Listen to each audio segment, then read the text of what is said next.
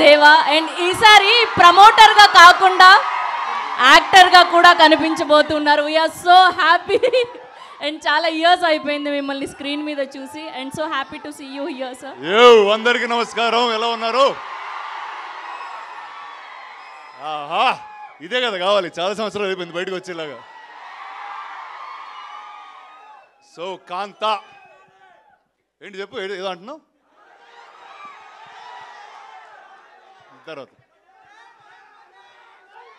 So ఈరోజే పొద్దున్న కాంతా trailer release అవ్వడం జరిగింది. అండ్ ఈ సినిమా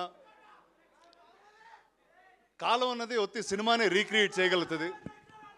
జై హో దా. ఓకే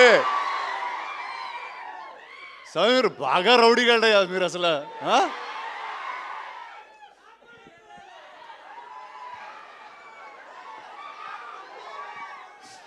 అరే ఒక్క నిమిషం మాట్లాడినరా? ఓకే అంతే అంటారా? సరే ఒక 2 minutes. నేను చిన్నప్పుడు మెడ్రాస్ నుంచి హైదరాబాద్కి వచ్చినప్పుడు ఇక్కడ సినిమా ఇండస్ట్రీ లేదు, స్టూడియోలు లేవు, ఏమి లేవు, రాళ్ళు రప్పల మధ్యన వచ్చాం మేము. యాక్చువల్లీ ఏంట్రా మత్తులో మాట్లాడలేదురా, మామూలుగా మాట్లాడుతున్నాను రా రే.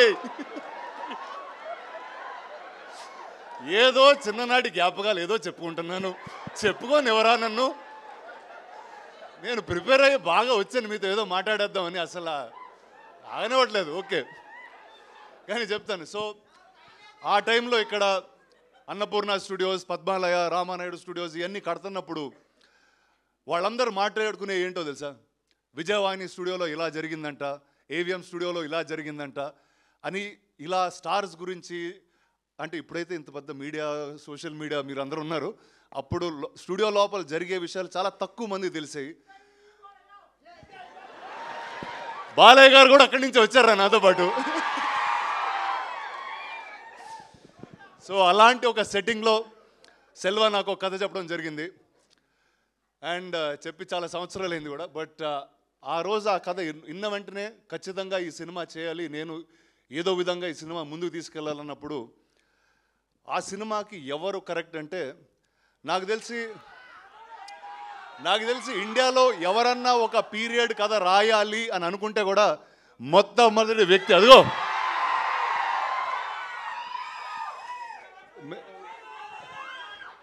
కాదు. నాకు మేము టైటిల్ పెట్టకముందు వేరే వాళ్ళ కథ అది చెప్తున్నప్పుడు, సార్ రెట్రో కింగ్ సార్ అతను కరెక్ట్గా ఉంటారన్నారు. కానీ ఈ సినిమాలో మేము చెప్పాం, ఖచ్చితంగా November 14 తర్వాత మీరందరూ ఇతన్ని నట చక్రవర్తి అని పిలుస్తారు. అండ్ సెల్వా గురించి ఏం చెప్పాలంటే, ఆయన ఎంత ఆథెంటిక్ మనిషి అంటే, ఒక డైరెక్టర్ పాత్రకి ఎతికెతికి ఒక డైరెక్టర్ గారిని పట్టుకొచ్చారు, అది సముద్రగణి గారు. ఆయనతో ఆబ్వియస్లీ ఇంతకుముందు ఆయన కొడుకుగా చేశాను. అండ్ ఇప్పుడు చాలా వేరేగా ఉంటుంది మా రిలేషన్షిప్ ఈ సినిమాలో.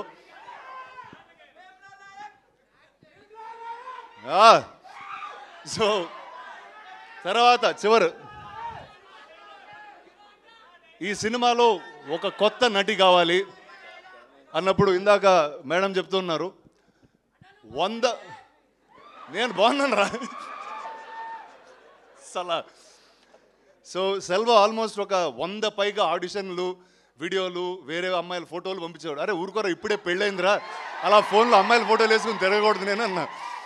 బట్ అది మొత్తం అయిన తర్వాత ఇలాంటి సముద్రకణి గారు, దుల్కర్ లాంటి నటుల మధ్య నిలబడడానికి అసలు మామూలుగానే జంకుతాం. నేనేదో హైట్ బేస్ వాయిస్ వేసుకుని లాగేస్తూ ఉంటాను కానీ, బట్ వాళ్ళిద్దరి మధ్యన అద్భుతంగా నుంచుంది భాగ్యశ్రీ. ఇందాక చెప్పినట్టు first madam sir correct. So ఆ మేడంని ఫస్ట్ పట్టింది మేమే, కానీ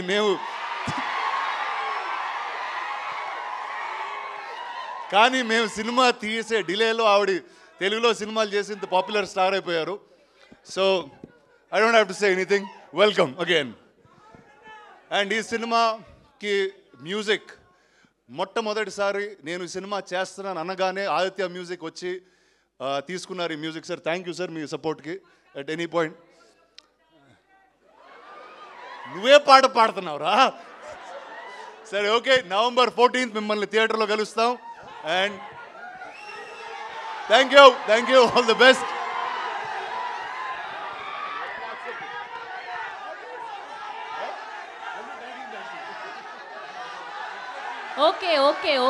ఓకే.